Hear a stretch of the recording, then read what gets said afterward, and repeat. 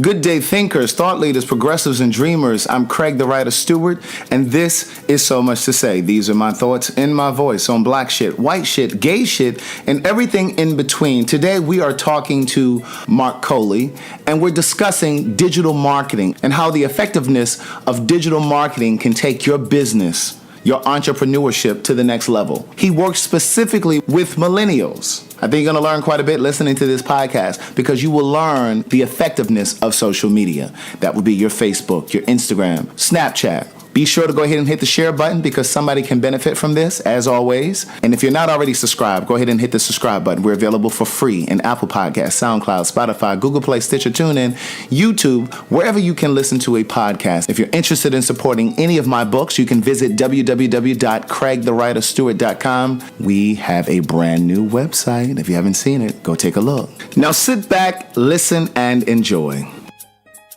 This is very personal work for me. Politics. I believe I was called to tell my story, use my voice, be a voice for the community, to speak to and for a community of people that's been ignored, denied, overlooked. Religion. This is my life's work. Religion. I want to use words to uplift, heal, inspire, encourage. Do something different. Every Monday at 10.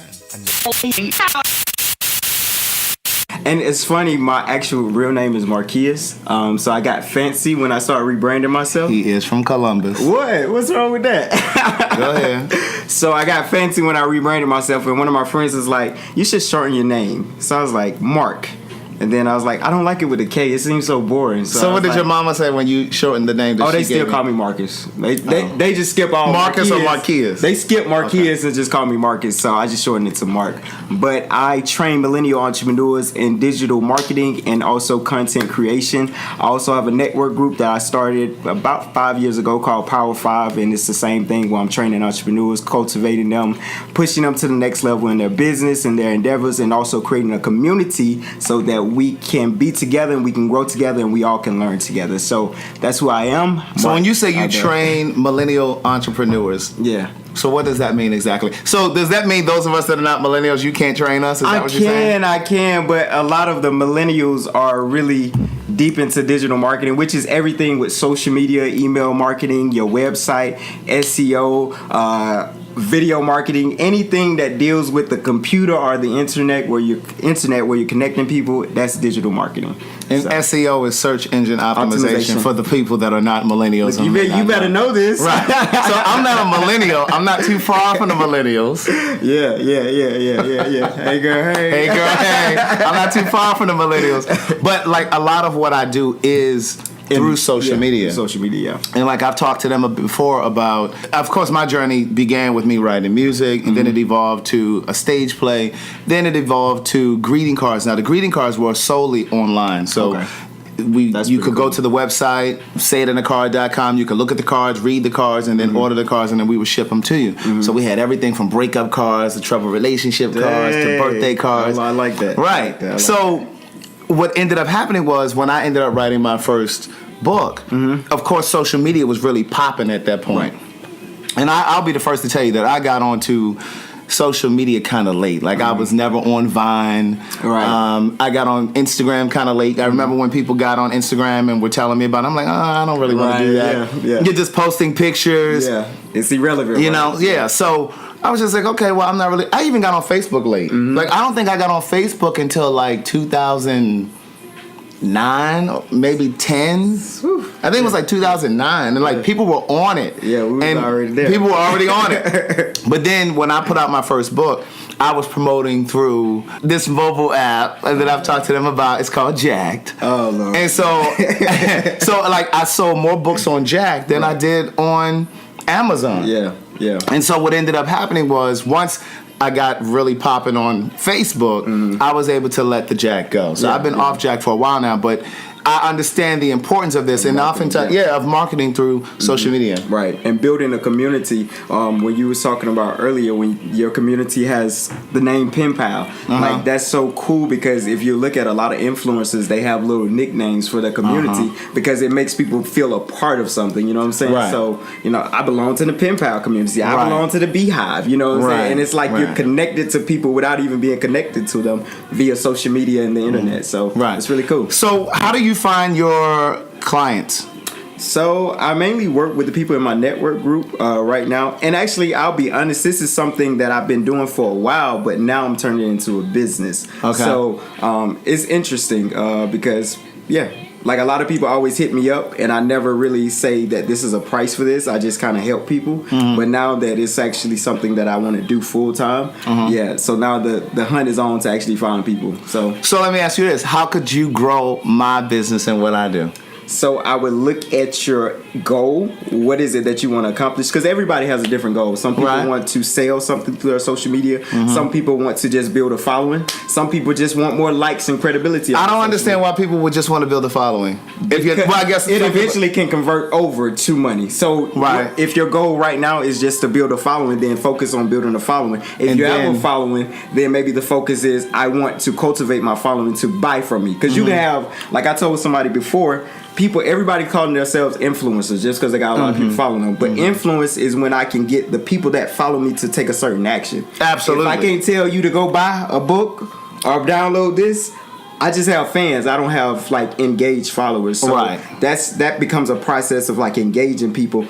And going back to what you said, Pen Pal, you created a community where people belong. So now when I post a link, my community supports what I'm doing because it's not just people following you; it's a community.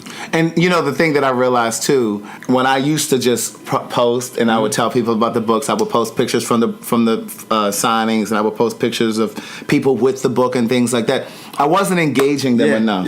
And it wasn't until, and I understand, I've seen your stuff. I understand that the captions are important too. It's so important. It's so because I saw a post that you did like probably 2 weeks ago, maybe a week ago, I started telling little stories in my captions now. And I use my hashtags, but I've started telling more stories.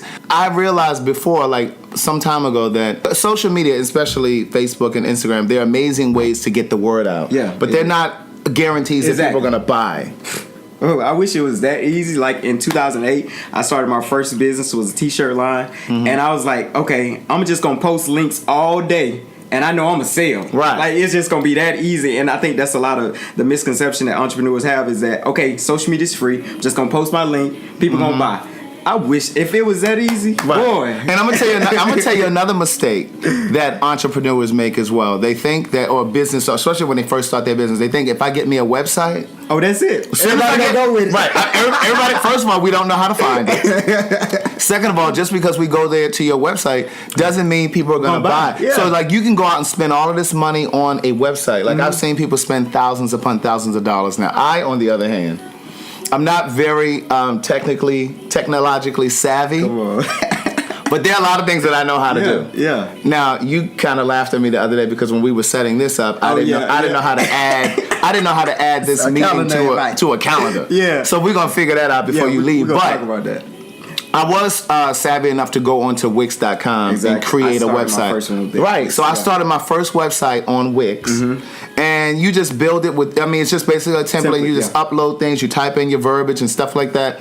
But I know people entrepreneurs who will spend thousands upon thousands of dollars because they think it's a shoe-in if they get a website done, and then all of a sudden it's guaranteed sales, and that's just not the case. You just kind of just read pages in my books because with that same business, I was young. I was like maybe 21, and my idea of growth was I need a better website.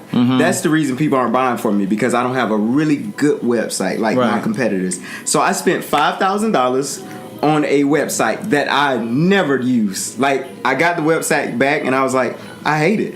But at that point, I had already paid for it. You had already paid for it. And then the other thing, too, is if it's an e-commerce website, if you're going to be selling things through the website, there has to be a payment gateway. That's a whole nother level of fees and stuff because you pay to have the ability to process payments, and then you pay per transaction.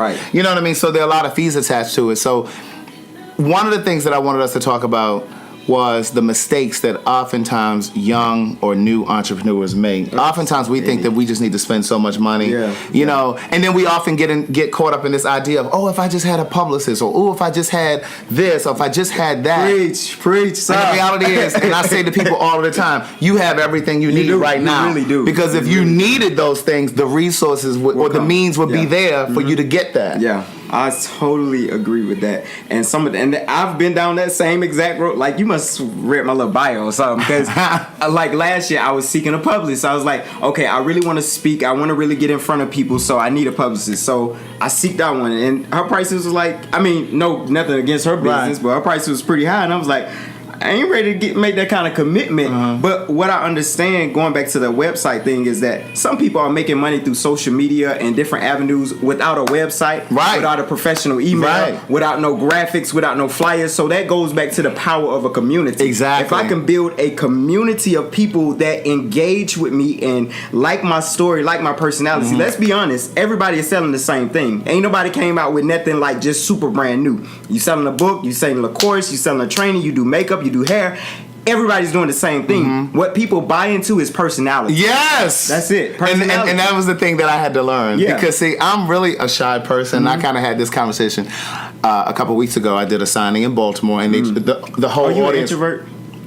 No, I'm not an introvert. No, I'm an introvert. But I'm kind of quiet. Just reserved, okay. Right. Until I warm up to you. Yeah. And so I had this whole conversation in Baltimore, and the people in the audience were trying to tell me, "Oh, you were not quiet." I'm like, I am People shy. don't believe that, yeah. You know, but I had to grow to this. Yeah. And I'm gonna tell you, it was a friend of mine, Madison, Queens Court. I had invited her over to do a podcast.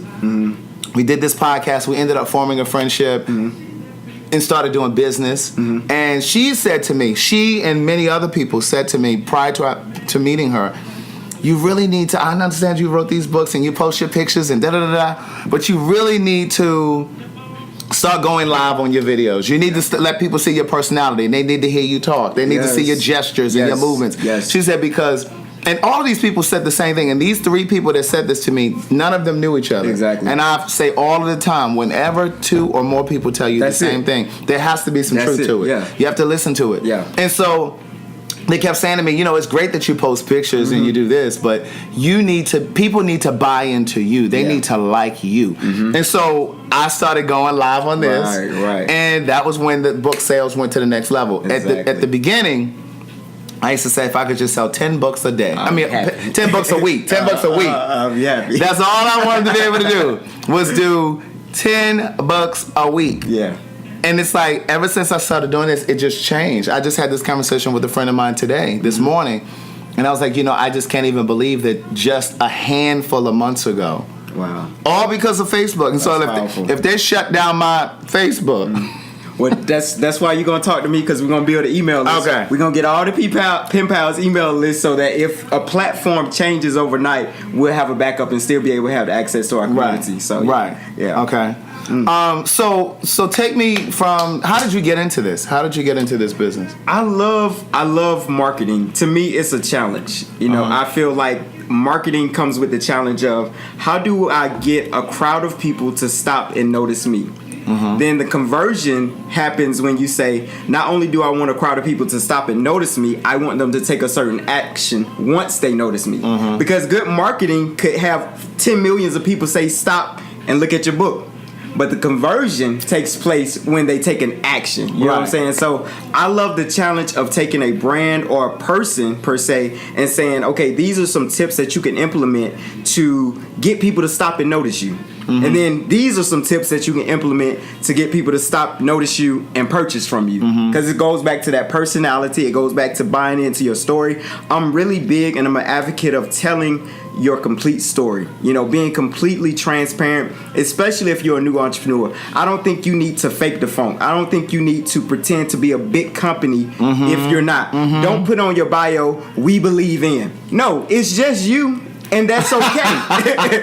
Like, I'm so serious. Like, we want to appear big. We say things like, oh, I got to have a meeting with my team. Baby, you are the team right now, and that's okay. What you have to understand is that I believe people respect the grind more when you're transparent and say, y'all, it's just me sending out these books. Y'all, it's just me doing the makeup. Y'all, it's just me.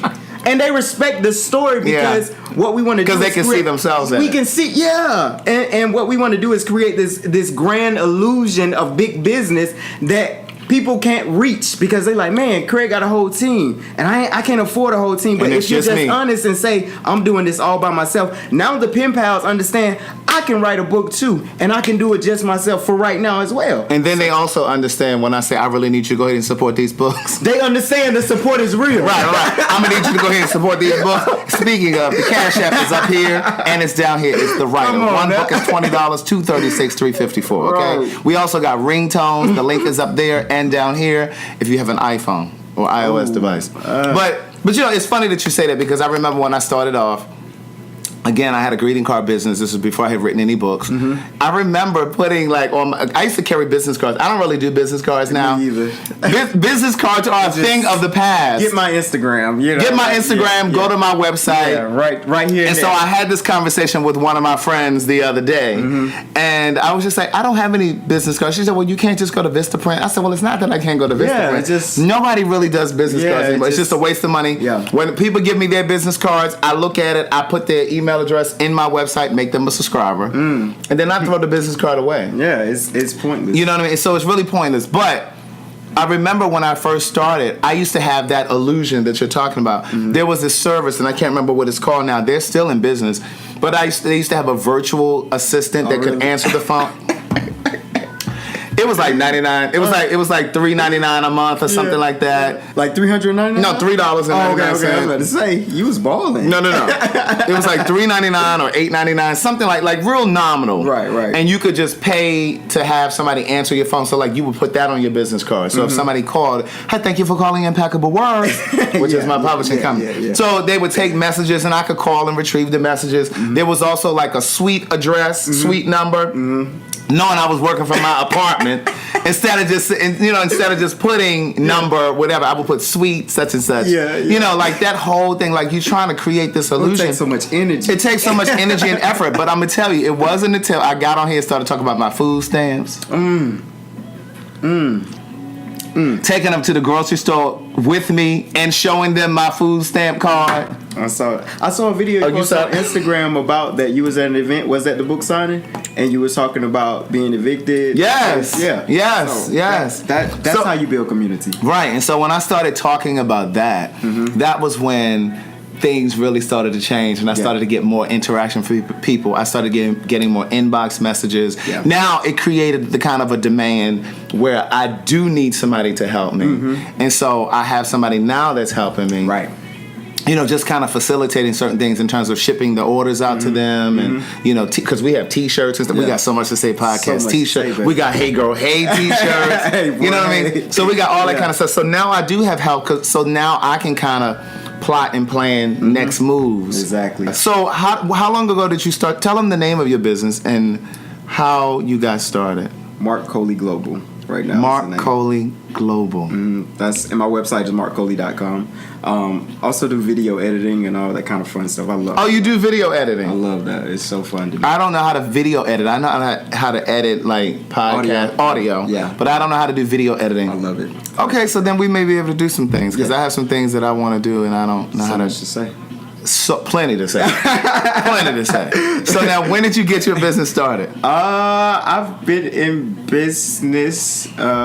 If we want to start from the beginning. Get from the beginning. They got time. They sitting there. They got their notepads. They got their their cocktails. We want to go so far back. 2000. I want to say 2008 or maybe 9, 10. One of those. Okay, I was out of college for about 9 years. Wait a minute. Oh, okay. Go ahead.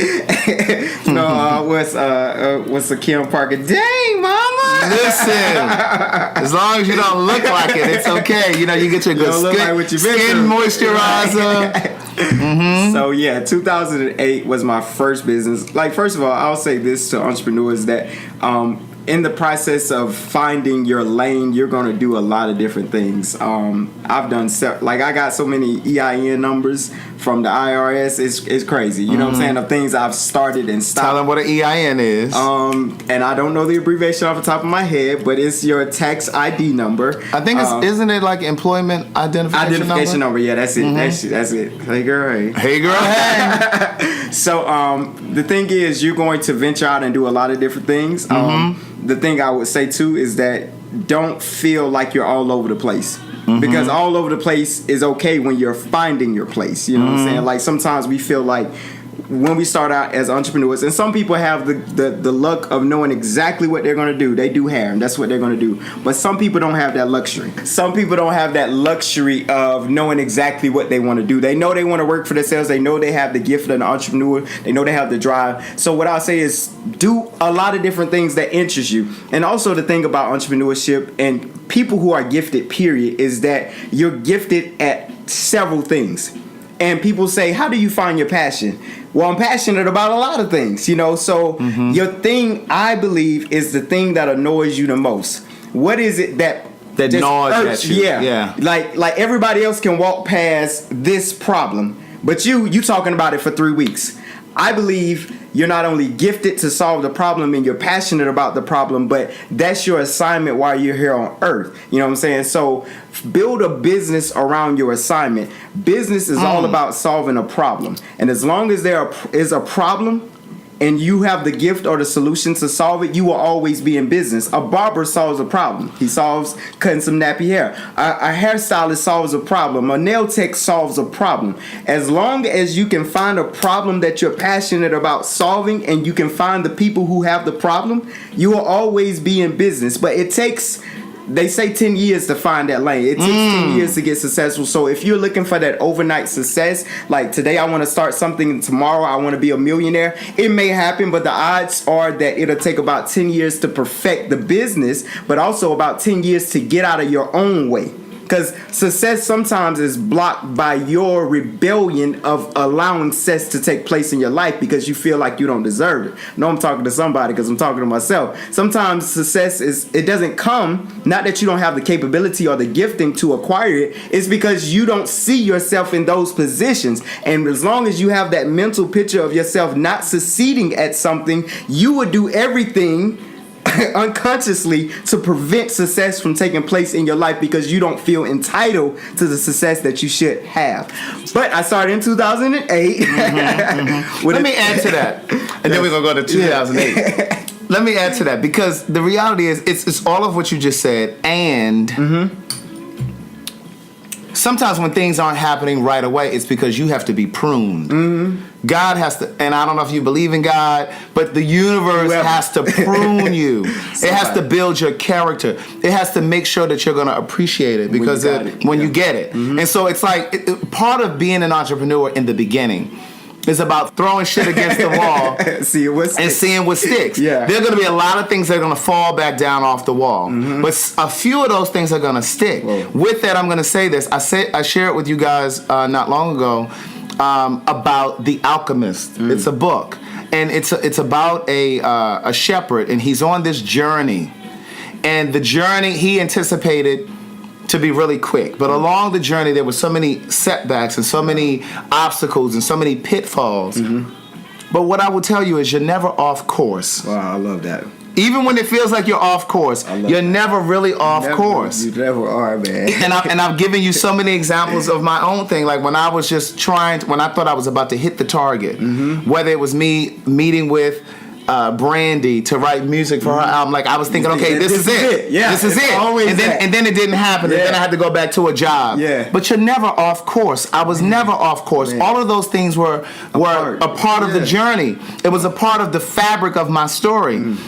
The other thing is, when I first started, again, when I moved here to Atlanta, it was 1998. I had just graduated from Hampton University. And so I had moved here to write music. That's all I thought I could do. I did that. Then I started writing a stage play.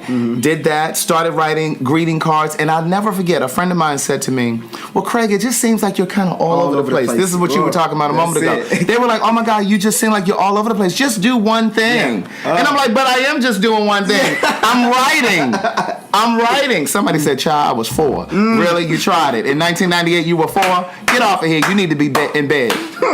But one of my friends said to me, he said, Craig, you just need to do one thing. Why are you? He said, just focus on one. It's like you're not putting all your energy in one thing. I said, but I am. Wow. I'm writing. I said, to me, this is just one thing. Yeah. But that's completely different from, if you're saying you're going to open up a hair and salon spa, and then you over here talking about you're going to open up a construction business. Now, those are two different things. It doesn't align. Right. If it doesn't align. Stay in alignment. Right. Yeah. So go ahead. So take me back to what year was this now? 2008. But now I got something to add to what you just said go ahead. about the being your path is that you're never off target. You're never off course. And what I got, and I was meditating at the beginning of the year, and what I got was that you can't show up late to your party. Mm-hmm. The party doesn't start until you get there. Yes, indeed. So sometimes you may be along in life and feel like, I've missed it. Mm-hmm. But the thing is, you can't miss something that was destined for you. Mm-hmm. If there's a surprise party going on in your honor,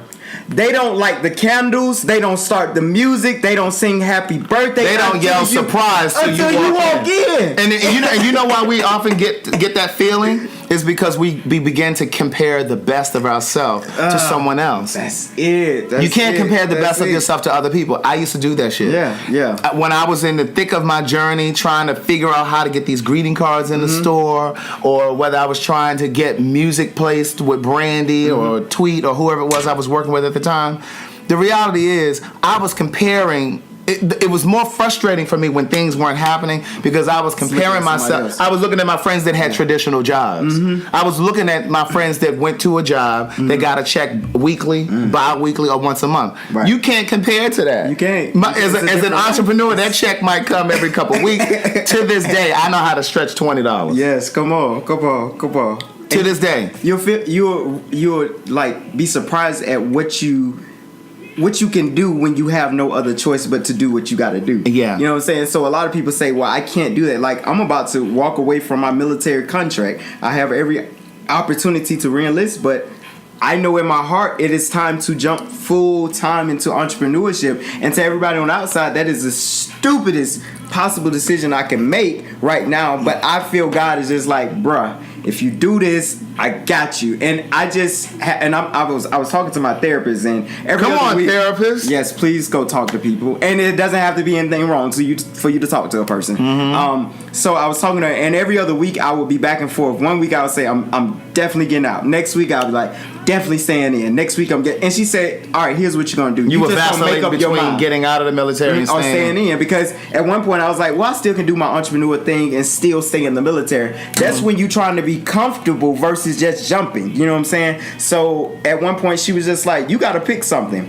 because either way, if you stay in the middle, there's always going to be options to go either way. You know what I'm saying? Mm-hmm. So even with somebody that's tuned in tonight, if you're debating, it's never going to be the right time to start. It's never going to be the right time to jump. The wind is never perfect to fly a kite. But if you jump, you don't understand the possibilities that can be released based on your faith.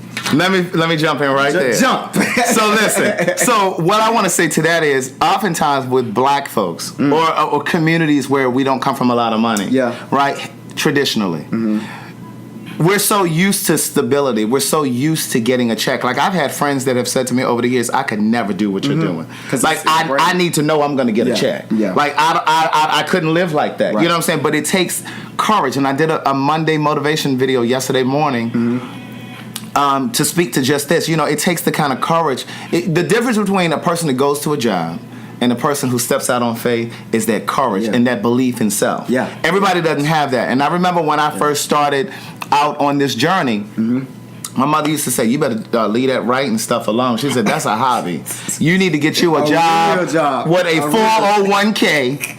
And so, but I just knew that wasn't for me. And so there were times, and this is leading me to my question for you, there were times early on in my journey where I took more risks than I needed to. I made the way more difficult than it had to be in some instances when I was in my 20s because I just kept telling myself, I'm either going to be an entrepreneur or I'm going to a job. And I said, no. I'm an entrepreneur. I'm a writer. Right. So right now you were at that phase where you were vacillating between quitting the military and stepping out on faith with your business.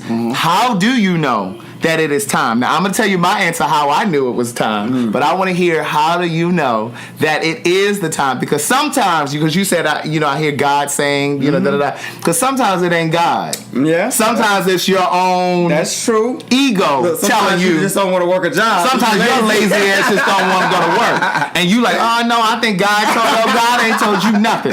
God ain't talked to you. God ain't told you nothing. Right? You don't need to say your prayers and ain't been to nobody's church, so God ain't said nothing to you. But all of a sudden he just jumped in. All of a sudden he telling you what you need to do. Right. So how do you know that it is time for you to step out? And then I'm going to share with you how I knew that it was time. Okay, I'll give the perfect example. So with the military, they offered a $16,000 sign-on re-enlistment bonus if I stayed for 6 additional years. And I called my best friend and I was telling him about it because at that point I'm debating like, okay, when people start offering money at you, you're like, you know what? I didn't hear God. I need to stay my butt right here. So he asked me a very simple yet profound question. He says, when you get the money, will you be happy? And I said, no, I wouldn't be happy. Because I know within my heart that I belong in another place. So once I got that assurance, it was like, I know what I have to do. So everybody's situation is different. And I'll say this, that universe or God, however you say the big man upstairs, it speaks a way that you understand. It may not come through your pastor. It may not come through meditating. It may come through a little TV show. It may come through those are whispers. Yeah, it may be whatever. It would wake me up at 4 o'clock in the morning. Your little dog may have a mess. He may bark a little funny this morning. So, however, the universe needs to communicate to summon you. Yeah, to you, because every communication is personal. So I knew within myself, with that simple answer or a simple question of, "Will you be happy with this money after you get it?" And I said no, because I know my purpose is big. I know, I feel it. It's like I can't shake it. And when I see myself 5 years from now, I don't see me in a uniform saluting. I see me in a condo getting on my laptop checking how much money I have because I made the right decision. And see, for me, I knew I made the wrong choice. Looking back, I didn't know it at the time. Looking back, I realized that I took more risks than I should have. Yeah. Right. Was because I hadn't put any money aside. Like, you should really put yourself in a position where for the hurdles. For the hurdles, because as an entrepreneur, like, you can't pump all of your money into your vision. You can't pump all your money into the vision, but you have to have enough money in place to keep your place going. You know what I'm saying? So you got to have things in place, and you have to have enough revenue coming in. I didn't have enough revenue coming in. I may have had enough money saved to kind of live for 3 or 4 months or something like that, but I didn't have enough money to kind of replenish the money that I was going to be spending out. So, which leads me to another point.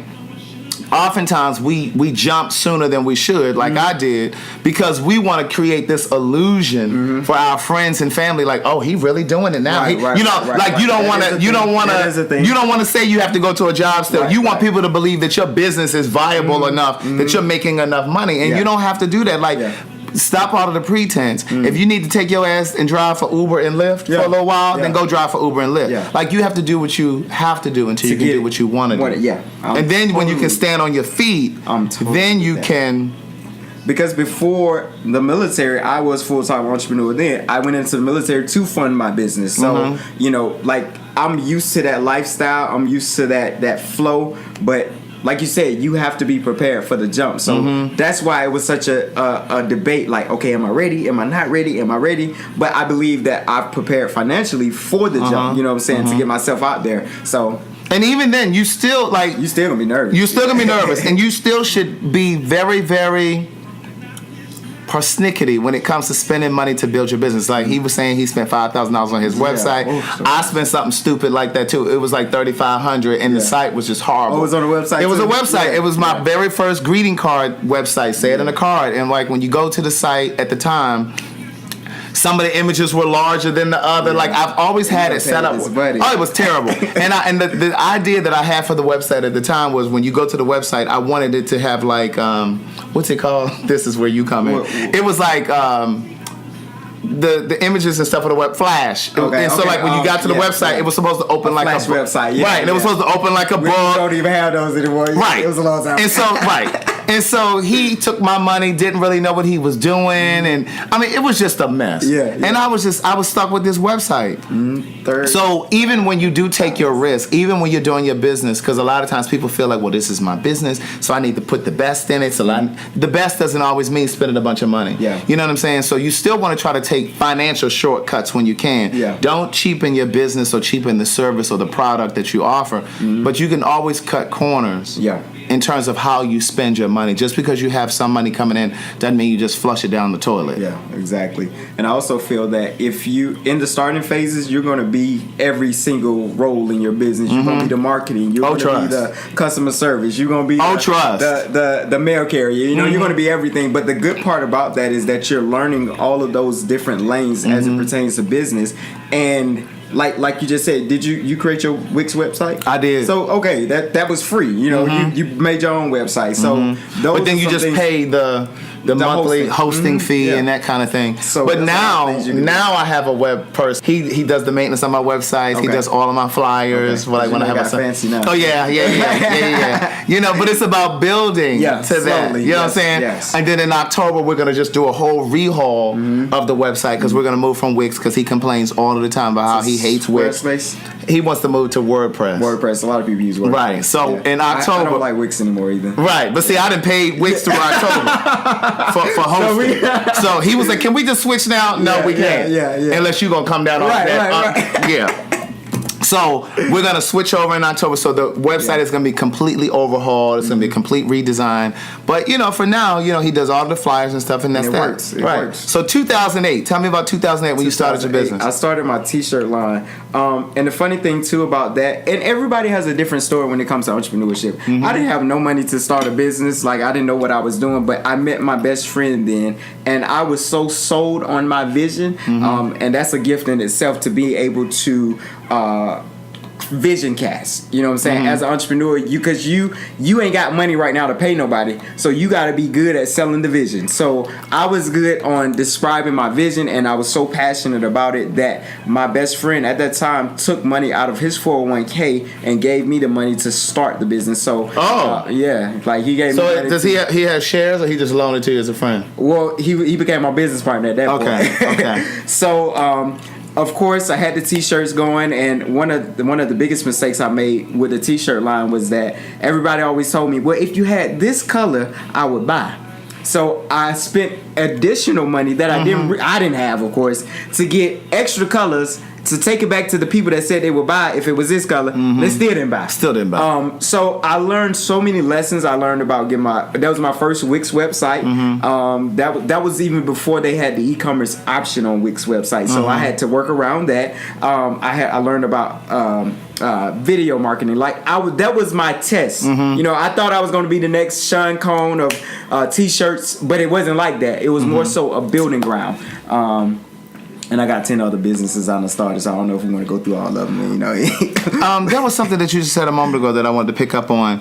The other thing too is being too quick to hire people, have staff. Again, that's so grand. A lot of people want to look like they're really doing it. Baby. Listen, I just brought on a little assistant last week.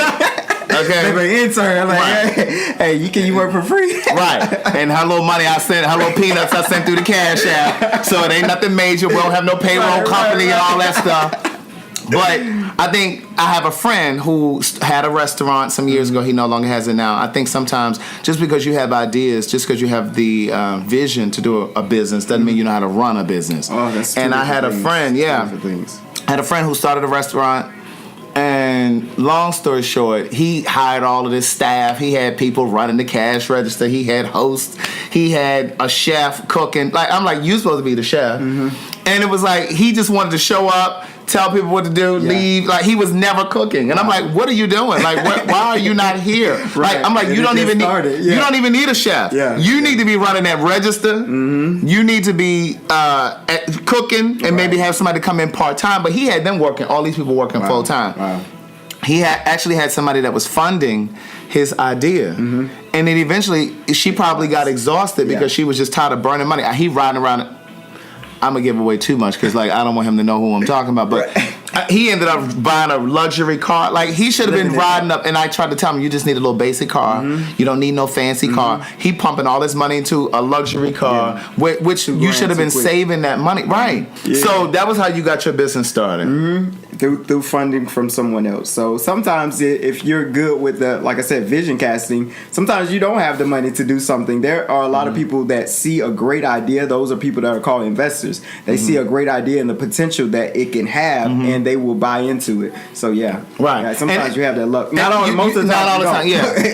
and I was fortunate at one time. I had somebody who found out about my greeting cards. I had a friend that was an interior designer at the time, and he was planning. He was working with her, and he hired me to do the invitations for a party that she was doing.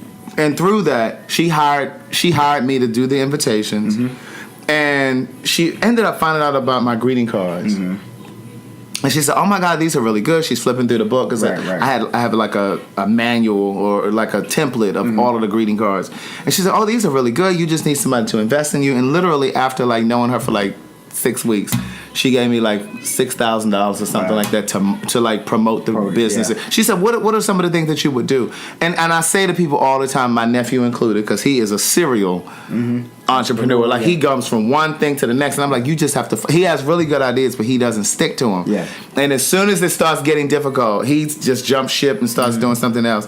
But I say to him all the time, people don't invest in ideas; they invest in people. Yeah, because even if they don't really think it's a great idea, if they know you and they know what kind of work mentality, they're gonna go ahead and okay, how much you need? Right, exactly. And you'll be surprised at who has money or the capital to fund your vision around you. So when you sometimes start ideas and you're not committed to them, you give the people that have the money to invest the idea that you're not committed to it. So they're not going to invest in you if you're not committed to your own vision.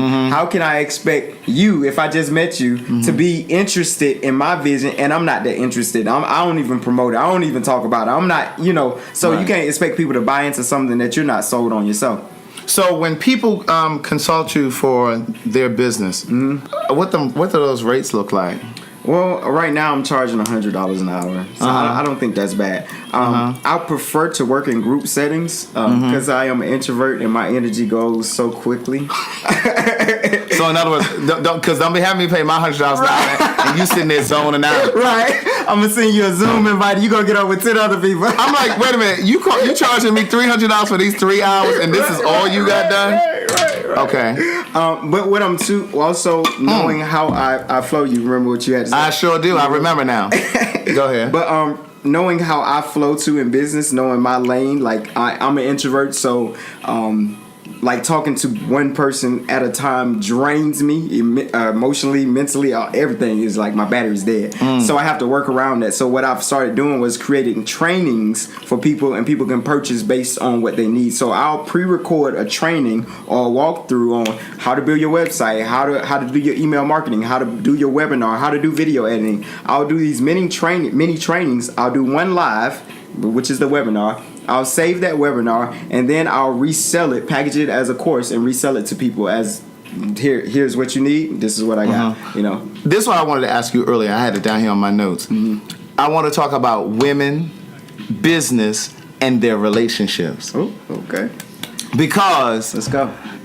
I just believe that partnership, relationship is one thing, but then a business is completely different. Now, and people, you can get into the whole idea of, everything is 50-50, da-da-da. But my thing is, when people build businesses, I don't believe that that's a part of the 50-50. Really? Hold on, let me clarify. Let me clarify. So, for example, like your business. You done built this business, then you and I meet, we start dating. I come in and then you immediately bring me into your business? It depends on our relationship and my trust. Yeah. So you might not want me on the couch. Yeah. You give me the person that's gonna make somebody sign a prenup. Well, let me say this. Let me say two things first. First and foremost, let me take this gum out. So I can really talk. Right. Let me put that on top of here. Okay, here's what I'm gonna say.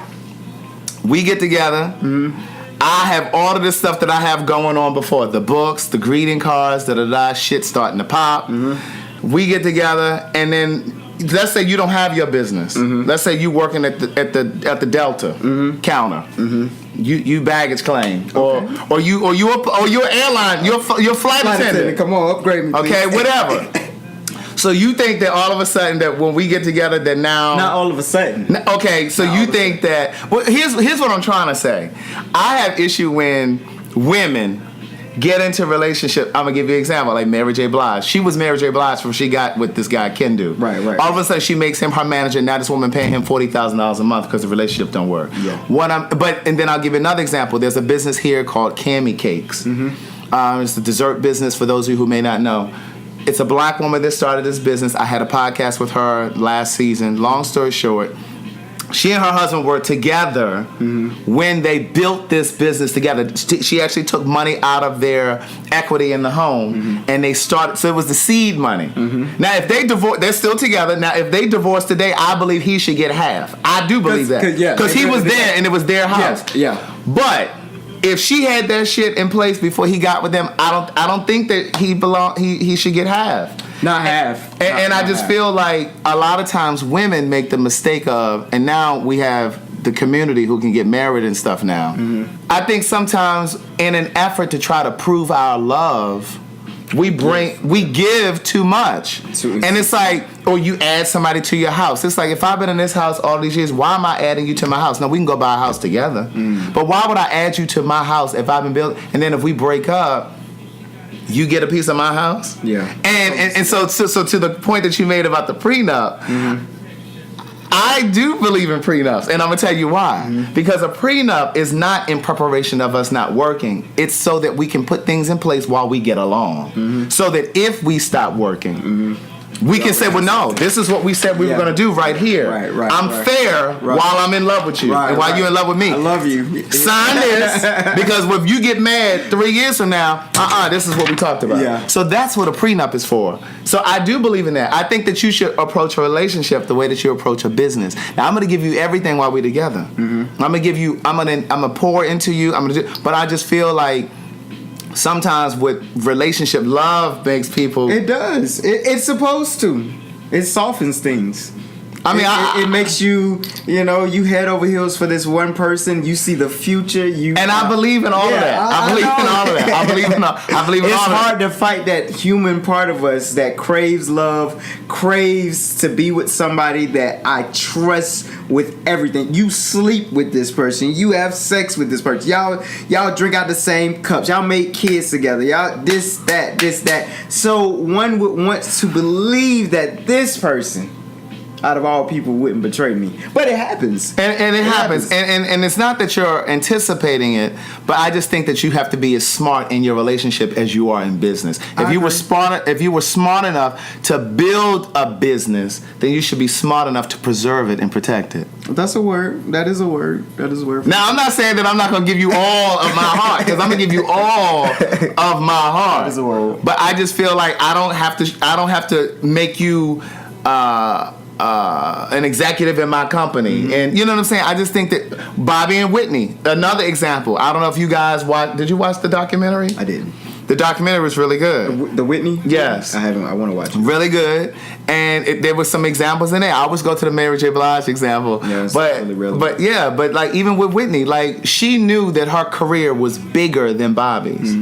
And she started this publishing or production company or something, and she was going to call it something. It was like her. It was her namesake. But she knew that he was starting to feel eclipsed, and so she called it Brown House. So it was like his last name and hers. It was like Brown House. Yeah, to make him feel like a part of it. Yeah. And I just don't.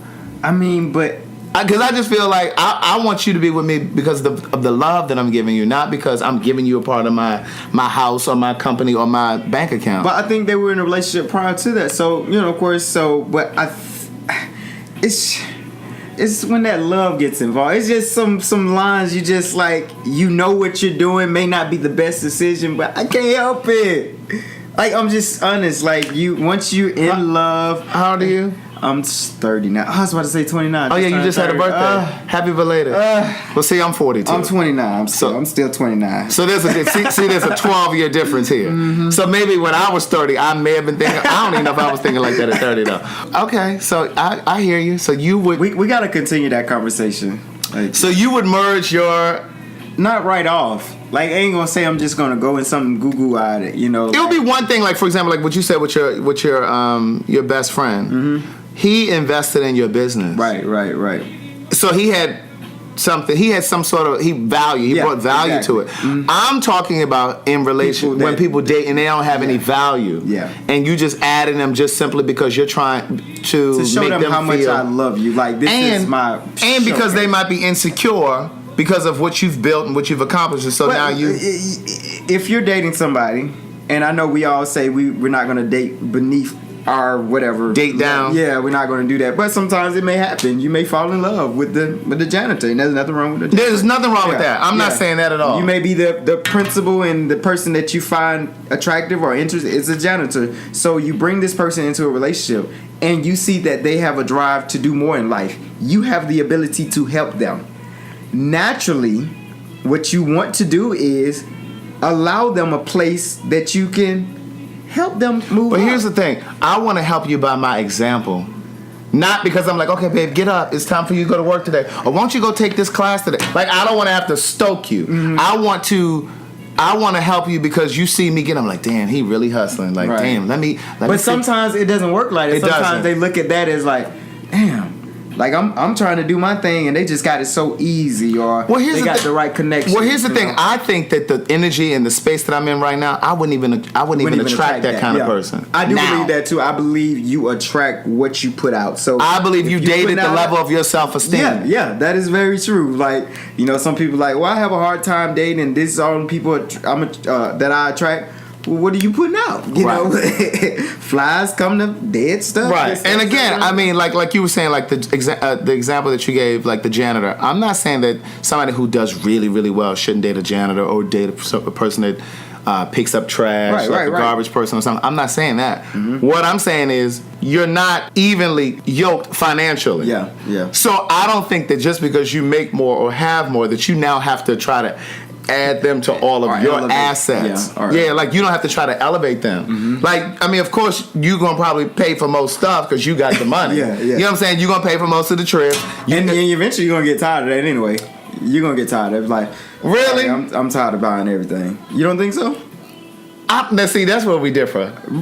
Now, you want to pay for everything, but... Because if I make more money than you... If I know I make more money, you're still gonna get tired of it. It's gonna be I don't be like, I don't think okay, so. I want because take me out sometimes. Because you can take me out. But what I'm saying is you may not be able to take me out at the level that I can take you out. But you can still put effort in. You can. Like you could still be like, okay, let's go to do this little weekend thing. Like you could still be at your level. You could still be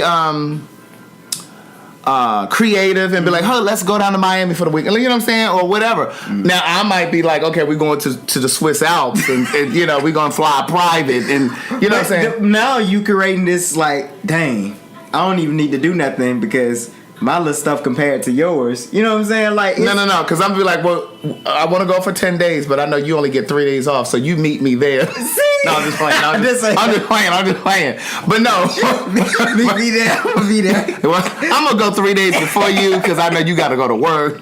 But no, I'm not saying that. What I'm saying is if you can do what you're doing, because see, it's not always about what you can provide financially. It really is how you feed my soul. You know what I'm saying? If you love me well. That's the bigger picture. You know what I'm saying? That's the bigger picture. Can you love well? Mm-hmm. And I think that we sometimes miss that. Mm-hmm. You know what I'm saying? Like, yeah, I may be the one to be able to spend all of the money and do stuff and, but if you really know how to show me support and really know how to nurture and do all of that, like that's it's worth it. That's just as valuable. You're right, like that's just as valuable. And you're not sitting around waiting for me to pay for shit. Like you still have your drive and your ambition. Because everybody's ambition is not gonna be mine and yours. True. You know what I'm saying? It's not about that. True. And the other part of it is, like, there's a show called Love Is that I watch. You haven't heard of it? I don't watch much TV though. I don't watch a lot of TV either, but this show Love Is really good. It's based on Mara Brock Akil's life. That's the woman who created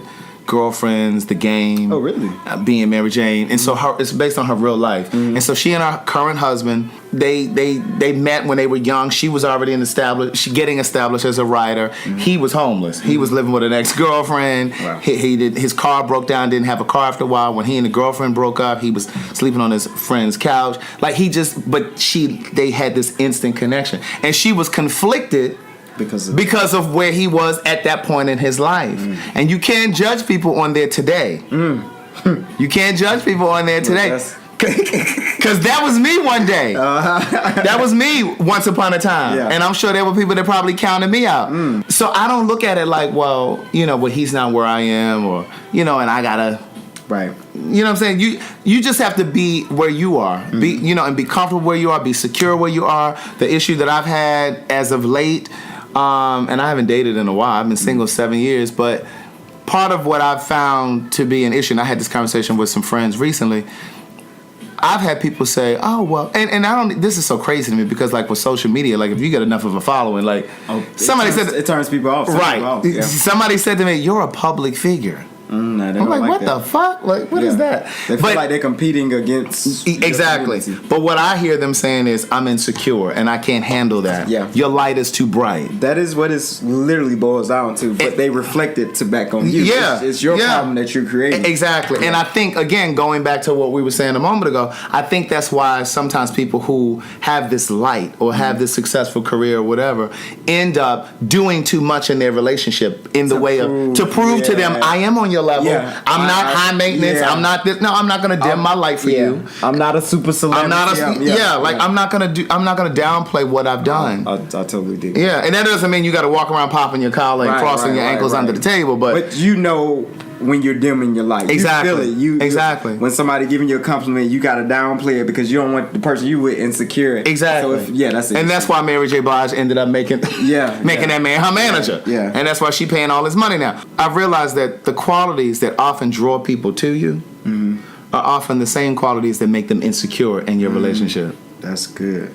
See, and I need they're attracted to the light. They're attracted to the light, but then that light gets too bright for them when they get the closer they get to it. They can't handle being up under you every day and seeing people, admiring you and whatever you do and whatever. Like, and even at my lowest, I was never like that. Like, I dated somebody who was an editor for 2 magazines, like big magazines, and at the time listen.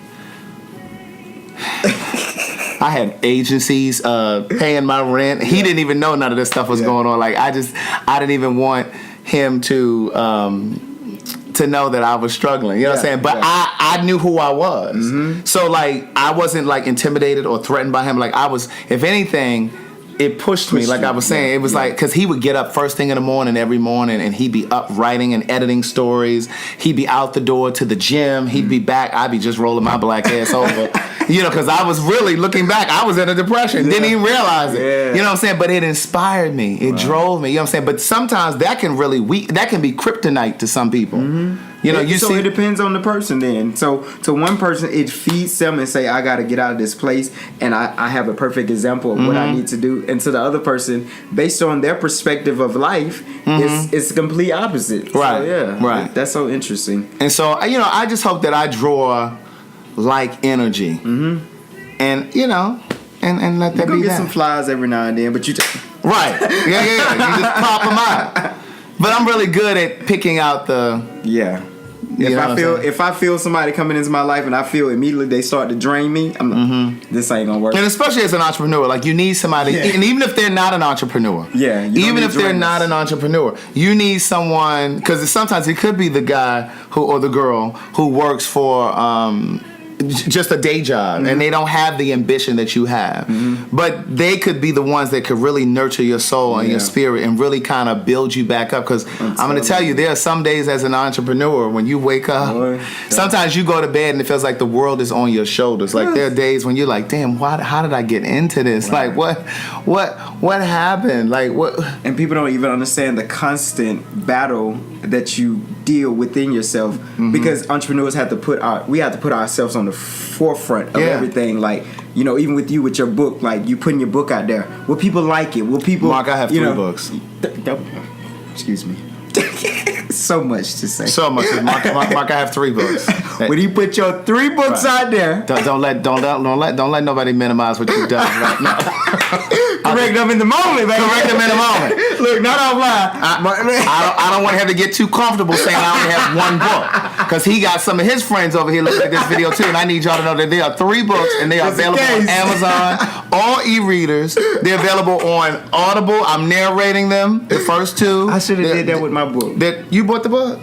No, I should have did that. Oh, you have a book? I'm sorry, I didn't know that. I have a book. Well, forgive me. I just wanted to forgive me, beloved. Okay, so tell the people about your book. What's the book about? I wrote it 2 years ago. It's called How to Unleash Your Money: 10 Principles to Get Your Finances on Track. It's available on Amazon. Okay. Yeah. And so I you said wanted to do Audible? I wanted to do. Why don't you do it? I should. It just seems like so much work.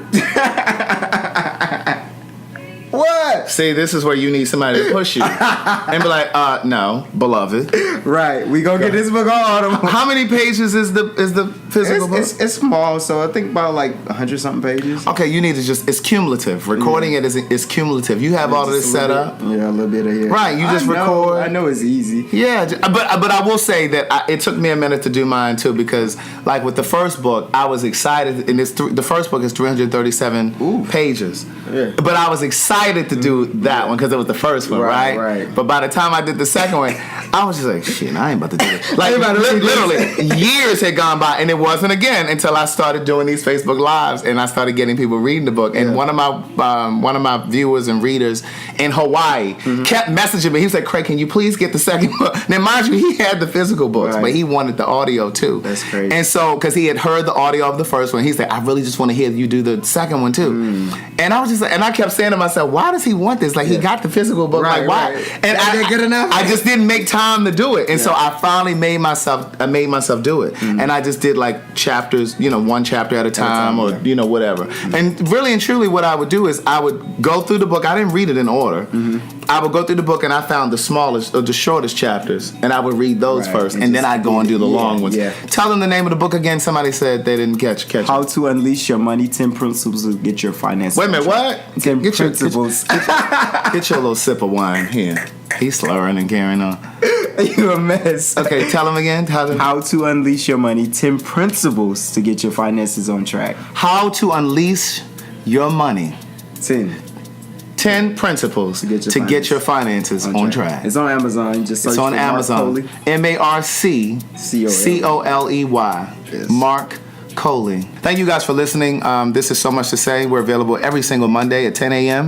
in SoundCloud, Spotify, Google Play, Stitcher, TuneIn, Apple Podcasts, wherever you can listen to a podcast. We're available for free each and every Monday, so hit the subscribe button. Please share this with your friends, your family, and network. Be safe. Keep loving yourself.